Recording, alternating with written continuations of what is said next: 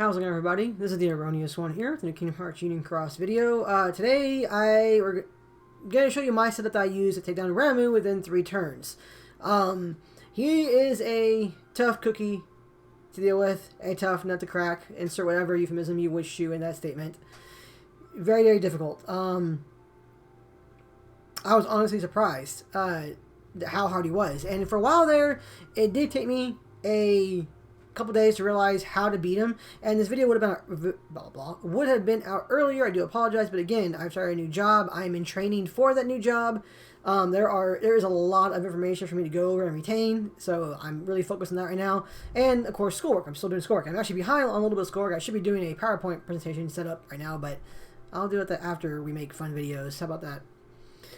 So I do apologize for the delay in this one, but we're here. Here we go. So the biggest thing for this one. Well, let's go to this one first. First off, setup. This guy comes with 3 different enemies, so there's 3 enemies total. Ramuh himself, and then of course he has 2 of those annoying ass barrier masters who have been the bane of quite a few of our existences for some time since they were first introduced in the game. They do cause massive problems. Now, the biggest thing to deal with these barrier masters is to take them out within the first round as best as possible. As soon as you can take them out, you need to, and usually it's by the first round. I haven't really seen a good setup just yet for taking 1 out in the first round, 1 out in the second round, and then the 3rd round, taking out Ramuh. It can be done, I think, but it would involve a lot of shenanigans, I think, to get past that. So if anybody does have a good setup for taking out a Barrier Master round 1, then round 2, and then 3rd turn beating Ramuh, please, by all means, share it down there below in the comments for everybody else. And if I have time to see it and do it, I will make a video on showcasing that setup as well as best as possible. But this is what I'm using right now. So I'm coming in here with Xion. She is naked Xion. Nothing there. There we go. Nothing on her except for Second Chance 4. We did throw that on her just for the 3rd turn option. My Kyrie here does have EA on her, which is useful. I'm coming in here with my Key Art 20. Who has air, ground, EA, strength plus 1000, and then a pet trait of strength plus 100. So not too bad on him. Master Xehanorts. He's perfect.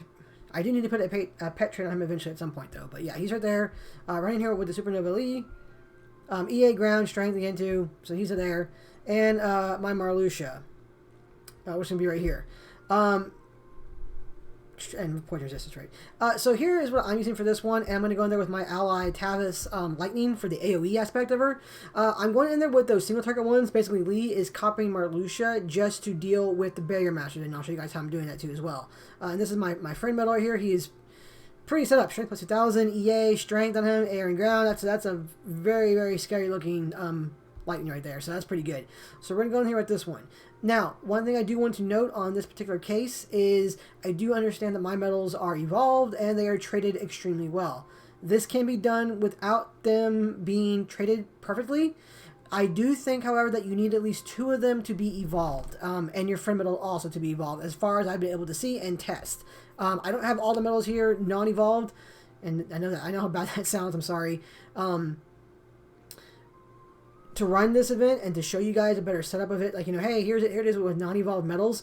2 of them, I think, at least need to be evolved. 2 of your main attacker needs to be evolved, and hopefully 1 more in there needs to be evolved. And I'm not saying everybody can, but I'm hoping at some point in time, with the way the bands have been out there and with the dual Meow we've been given, you are able to have at least 2 medals evolved to go through this one right here.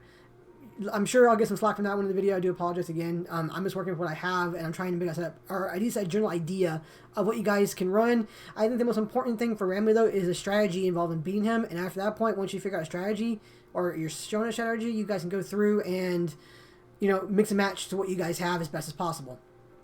So we're going to run in with this one. I also know that my Keyblade is stupidly overpowered at the moment at level 43. And the subslots are very high, too, at 3.3 something. I get it, but again, I'm working with what I have, so try and bear with me there in that regard. Okay, so here we go. Here's the thing. The most annoying aspect of this all, of course, is, again, the Barrier Masters. They have a single count on them, so basically 1 attack will have them unleash their little ability, which is super annoying. It basically ups your enemy's defenses to pretty much perfect, and you, no matter what medal you have for the most part, you'll be dealing 1 damage to them. So you have to factor that into the setup right here. But the biggest thing on these guys is the difference in HP on them. The one on the left right there has 700. Basically 749,000 health bars. The one on the left there has 562,000 health bars. So they're uneven, which means one of the reasons I kind of didn't realize, I wasn't actually paying attention to, like, you know, the differences in their health when I was first doing this. I was just trying to take them down as fast as possible. I kept on killing the one on the right way early, and then when it dies, it would buff the other two, and then I would do no damage at all, and I would lose a bunch of damage, and then my turn counters would get messed up because I'd be trying to deal with the other Berry Master, who when it dies, then buffs Ramuh, who you can't do any more damage to because he has all those buffs from the Berry Master. So I was going like, what's going on? And I realized, wait, they had different HP.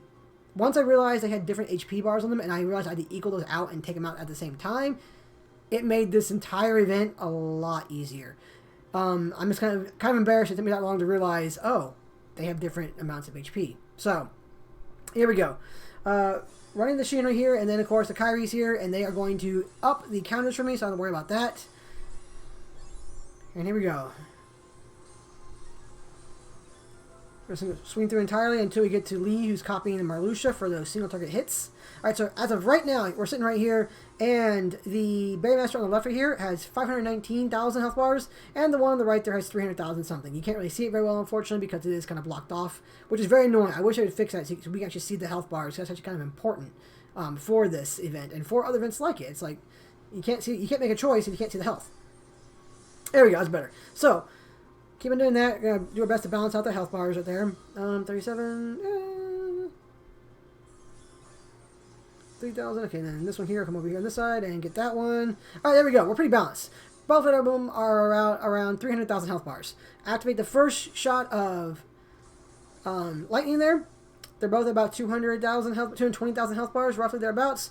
And now we start playing with the supernova. The main goal again is to get them down so that you can deal with their debuffs at the same time.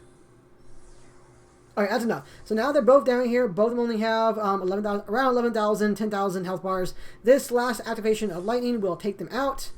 Ta-da! They're both dealt with. Now they're going to up, of course, Ramuh's defense and everything. There it is. He hits me.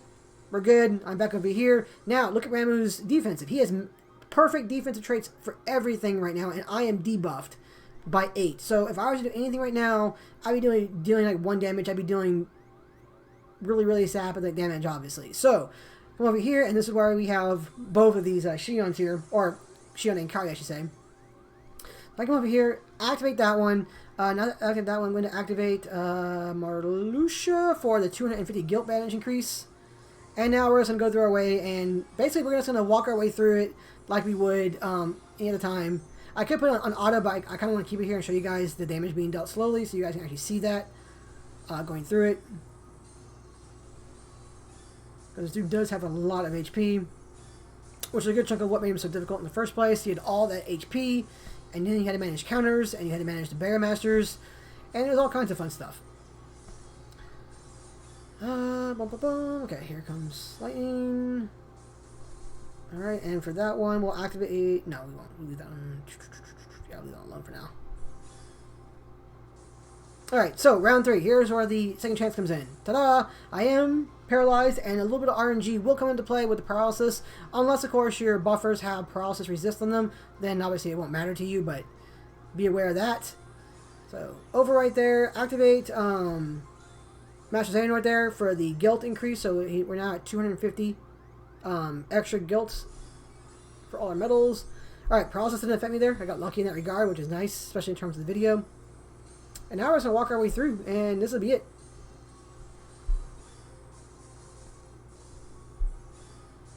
And this should be the final hit right here with this one.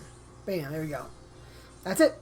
So, that was in turn 3, so you can't beat it within 3 turns. Again, I know my medals were a little... You may not have access to the medals I have, and the way I have them traded, and we're running them, obviously. I'm hoping that you guys can still mix and match and manage the... Oops. You guys can still mix and match and manage the medals as best you can. Again, the main thing on this one is to organize and take out those barrier mesh at the same time. And to do that, you just have to go in there with a single target. Honestly, the TVA medal is actually really good for that one. The Terra, Aqua, and Ventus medal. It's really good for that one. It is a great single target medal to choose to even them out. And once you do that, you can just equalize those HP bars on the two barrier masters and take them out at the same time, preferably within round 1. Again, I haven't seen a good round yet for taking them out in round 2, like basically one round 1, one round 2, and so on and so forth. But you can do that if you run like 2 Kyries or a Shion and a Kyrie, or even 2 Shions. You can do that because you just have to work those overwrites. Their overwrite supernova as best you can for that one. But it is workable. I just haven't made one yet. So again, if anybody does have a setup that does work that way, let me know. Put down in the comments below, please, for everybody else. Again, they can see it. I will try and do a video of it as well with an action as best I can. And we'll go from there. But mainly, guys, I just want to give you guys the idea of how to actually do this. The other option, if you guys want to see one too as well, Demo did today. I think it was today. Pretty sure it was today. Damo did make a video today, just earlier in the morning for those of us in the NA side, with his idea and his steps, which is a very, very good video to watch. I highly recommend you guys go and watch that one. But he also showed you something as well too. I don't he doesn't advocate this at all, and neither do I. But it is a thing you guys can do if you guys need and or want to spend jewels. You guys will not get the complete having to continue coins, unfortunately. There's 1,000 event coins there. It is very nice to get those event coins at the end there, so it's a whole 1,000 of them, but you probably don't need them at this point in time. So you can easily skip over those event coins, and you guys can actually hit and spend 100 jewels to continue and basically go through to turn 3. So if you guys have a setup that you're dying on turn 2 with, but you guys know you can beat Ramuh in turn 3, spend the 100 jewels if you guys want to, going forward, and you guys will get the title and the speed gem. But you have to balance that out with, is spending the 100 jewels worth it for basically the speed gem and the title? Title's cool. I mean, it's Ramuh, has lightning on it and everything. It looks really neat. The speed gem is interesting. If you're in a position like myself, for instance, I've been working on fairy stars, periodically, just upping up when I can have a chance, and so I'm pretty low on gems right now myself, honestly. I haven't gone over here and I haven't bought any of the avatar gems because I'm not going to spend those jewels on basically 20 gems when we're getting so many gems in the game in random ways, through the monthly gem quests, these things. I'm not going to spend 3,500 jewels for 20 gems. I'm just not doing that. Like, I'm not spending 3,000 jewels for 3 Meow Wows. Screw that. Sometimes it's tempting to look at those Meow Wows and go, hey, you know what? I need like 2 more Meow Wows. I can get this one evolved. No. No, not a chance. So these gems here, also not a chance. They are not terrible. Again, it's just not worth it. On the flip side, we all know that a new Keyblade is coming out, and it's a really cool one from what I've seen. It's the one from Wreck-It Ralph, the bad guy. Oh, what's it called? Something bad guy. I forget what it's called exactly. But it looks really cool. It looks really neat. And we're going to, of course, at some point in time, we're going to need gems in order to level it up. I spent a bunch of my gems getting my fairy stars leveled up. So I'm kind of low on it. So is that going to entice me to buy these avatar boards to get the new Keyblade leveled up when it eventually drops in global? No.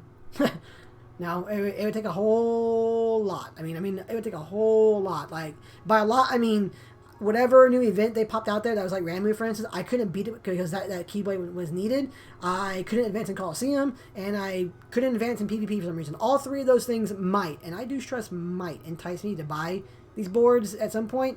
Maybe. But honestly, right now, with the new job, I don't have the money rolling in just yet because the new job just kind of started. So I'm just getting my first paycheck, which is unfortunately all rent and utilities at the same time. Oof. But within 2 days, these are here. I'm not going to get these things, guys. I'm just not. They end in 2 days. I'm sure when the Keyblade drops, we'll get some kind of other gym board deal or some other gym option. But right now, playing through the game, going through Proud Mode, doing the monthly gym quest, doing the VIP thing, I can gain gems that direction, and so can you, and you'll be okay, I think. So I think everything will be okay for that one. I do have, however, 3,000 tickets apparently, so I'll go ahead and unlock 3 of these. I'm not going to do anything with them just yet, but I will unlock them. The main thing there, guys, is though you need to balance if you guys actually want to spend the 100 jewels to get that gem and to get that title. Is it going to be worth it for you? And that's your call. On the whole, I don't really recommend that, but if you guys really want that speed gem, or if you guys just want to be able to say you beat it, that's an option too. You guys can easily do it. Damo did show us how it can be done. So, there you go. And honestly, from what I was seeing of Damo setups, he wasn't able to beat it without doing that.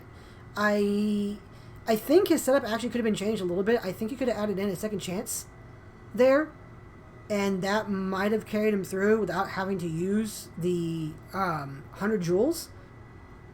I don't know. I'll have to look at it again. But you guys should take a look at that one too as well. But I've rambled on long enough. I'll end it here. Best of luck on this, guys. I hope you guys will get past it. I hope this helped you guys out a little bit. Even just giving you an idea of like what to do or kind of how to get around it. Which does involve, again, managing the counters and managing the barrier masters. And we'll go from there. But as always, guys, thank you so much for watching. And I'll see you guys in the next one. Best of luck. See ya.